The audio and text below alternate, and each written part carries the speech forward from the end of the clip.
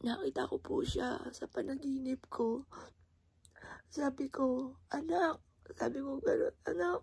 Tapos pagharap niya, sabi niya, mami, anak. Tapos nagyapo-sampo kami.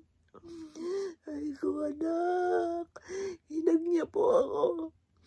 Naghag po kaming dalawa. Tapos iyaw ng iyak. Tapos hanggang sa magising ako, iyak ko ng iyak. Pero mister ko, sarap ng tulog. Hindi ba lang ako nainising. Iyak ako ng iyak hanggang sa hindi na ako natulog. Miss na miss ko na yung aking anak. Sobrang miss ko na siya. Hindi ako makapaniwala hanggang sa ngayon na wala na yung anak ko. Patatlong beses ko pa lang po siya napapanaginipan. At ang panaginip ko po nung unang araw po niya ng burol. Napanaginipan ko po, ito po yung damit po niya, yung favorite po niya. Tapos iba po yung mukha niya, yung nakanga po siya, yung patay na po siya. Tapos yung pangalawa, yung ito nga po, ito pa rin yung damit po niya. Pero ang ganda-ganda na po niya, yung mahaba po yung buhok po niya. Tapos kagabi lang, yung pinaka patatlo kong panaginip. Nakita ko po siya, nakapink siya. Tapos sabi ko, anak, sabi niya, mami. Tapos iyakan po kami, naghag po kami dalawa. Sakit-sakit, hindi ko makalimutan. Kahit nagagalit sa akin, mister ko, kasi hindi daw po matatahimik si Joey. Hindi ko magawa. May araw na miss ko na yung anak ko. Hindi ako makapaniwala na wala na yung anak ko. Dati-dati, laging may nagtitimpla sa akin ng kape.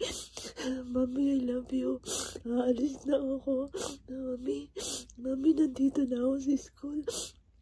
Mami, papauwi na kami. Miss ko na yung anak ko. Mami, gusto kong gumala. Gusto kong kumain. Miss ko na yan ako.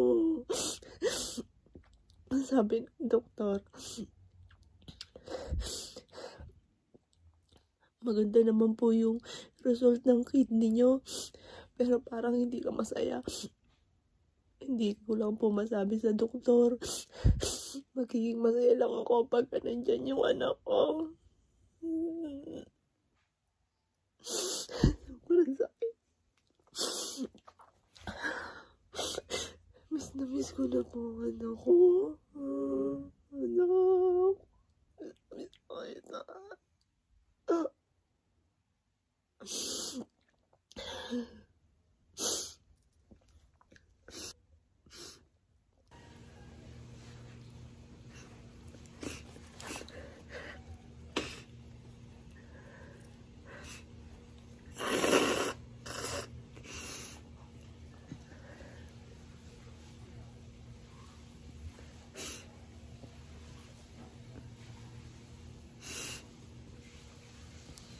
Sobrang miss ko na po si Joey. May mga araw na iyak ako ng iyak. Miss ko na yung aking anak. Ano ko kapaliwala ka na di anak ko. Tabi-tabi.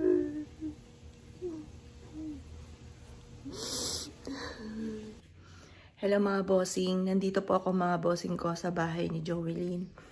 Ngayon, naisipan ko po na kasi pagka walang tao dito, maaaring maging haunted house po ito. Ngayon, naisip ko po para masigit na maswerte dahil si Jovelyn po, napakaswerteng bata po niyan. Yan po isa sa mga pinaniniwalaan ko na nagdulot sa amin ng swerte. Siya po yung lahat-lahat, siya po yung nakakaisip ng ganito. Sa kanya kami lagi nagpapagawa ng mga channel, ganun. Tapos nag-boom naman po siya. Dati-dati yung mga ginagawa ko, hindi naman po siya nag-boom. Siya po lahat po yung gumawa po niyan. Tapos, sa kanya rin ako nang hiram. Kumbaga, yung unang ano po namin mga bossing ko ay yung 5,000 pesos sa kanya ako nang hiram. Kasi matipid pong bata po yun eh. Ngayon po, naisip ko, para masigit na maswerte, dito ko siya dadalhin sa Salas. Kaya naglilipat po kami, kaya busy kami ngayon. Tapos eto, para isang buong bahay na po namin, kasi hindi po yung buo yung bahay po namin, di ba duplex po siya. Hinati ko po yung isa sa mga online pampaswerte, tapos yung kalate sa amin. Para po, may kasama si Joelyn dito, yung kinikilabutan ako, para may kasama po siya. Dito na lang, tas dito rin mag-o-online para nando sa pugad ng pampaswerte kasi meron po si Joey na supot nung maliit po siya mga bossy. May taglay po siyang swerte kapag pumupunta kami doon sa isang tindahan na walang tao. Makita mo ang dami-dami ng tao, yung ganun mga bossy. Tapos eto, ilipat namin itong TV doon. Nilipat na namin yung Christmas tree na binuo nila mga bossy. Iningatan talaga namin. Dahil nga po, bubuin nga po namin yung ilang mga natanggal. Kasi binuo ni Joelyn po yun. Hindi ko na siya tatanggalin bawat taon, laging Christmas. Gas, yan po. Tapos, eto, hindi pa kami tapos. Marami pang mga naiwan sa labas. Yan po siya. Yan.